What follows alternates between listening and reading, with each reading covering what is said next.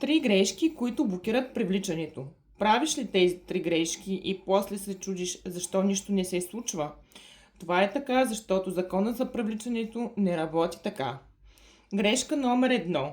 Искаш, но не вярваш. Казваш, искам изобилие, но вътре си мислиш, това не е за мен. Вселената чува вярата, не думите. Грешка номер 2. Фокусираш се върху липсата. Гледаш какво нямаш, говориш за проблемите, мислиш за дълговете и получаваш още от същото. Грешка номер 3.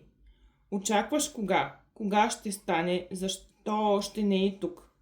Нетърпението е равно на недоверието. И решението.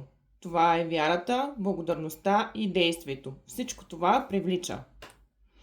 Ако такъв тип видеа са ви били полезни и искате още от същото, то може да ме последвате или коментирате. Благодаря ви!